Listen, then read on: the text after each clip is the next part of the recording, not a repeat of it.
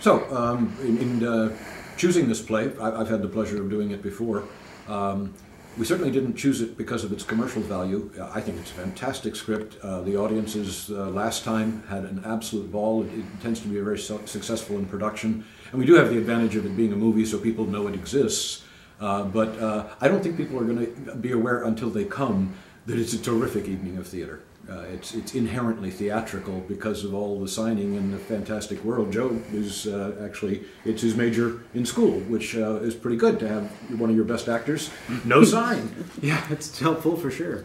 What I would hope that people take away is so often the hearing community maybe doesn't even understand that there is such a thing as deaf culture. For most hearing people, I think deafness is seen as an impairment, something that deaf people would want to be cured of, and that's just not the case. And I think this play is so much about that.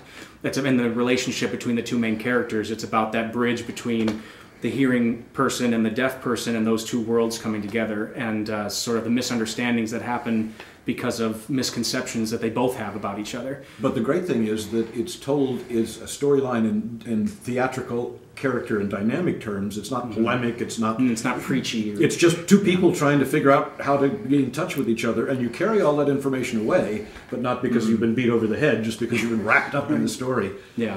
And of course Mandy's got the fascinating job of doing virtually the whole show totally in sign. Yeah. It's definitely been a challenge, but I grew up with a little bit of sign because my brother is hearing impaired, so coming back to this world has been really awesome, and Joe's been amazing, and I've been learning a lot. So it's definitely a challenge because you have to make focus and not being able to hear somebody and not reacting to the hearing, but reacting to the sign or the body language.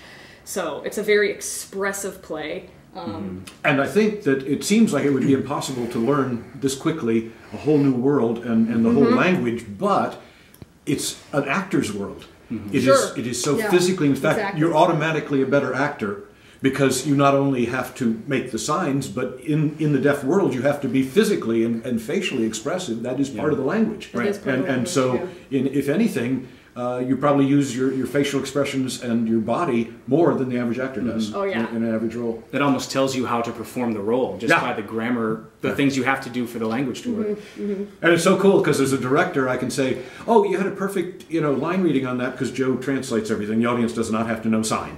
He translates out loud as she speaks. But my note will not be play it differently. I'll say, but make that sign bigger, because that'll help put the punch on it. So it's a whole neat extra set of toys for the director as well as the actor. And not only communication, but being on the technical side of it as a stage manager, I've got to watch the signing, I've got to watch the facial expression, I've got to watch where they're moving to, write all that down, keep the notes for Mandy to make sure she has the sign, because sign language is not, they don't have specific words in there, they go together, so sometimes they're concepts. There's concepts, so to get that to help her out. And they don't always go in the same order. In the same order. It's not subject, verb, and object. It might start with the object. So he's actually got a whole different set of ways to cue her other than the translations. Exactly. So it's it's communication that I'm learning even more, working backstage on it too. So that's, and I've had some deaf friends and getting more into it, it's great to do. And I just have to throw in the little anecdote too, because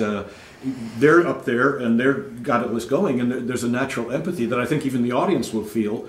But now we discover the stage manager, the costume designer, me, as opposed to just saying, okay, would you do that? We'll go, okay, so would you go ahead and would you cross over it? All of a sudden, very expressive. That's catchy. and the audience will feel the same way. And they'll be so proud of themselves as they start to get into the world, and that will help them to understand it. It's not just that they'll be proud of themselves, but they'll all of a sudden say, yeah, I saw that. Oh, I know why that meant that.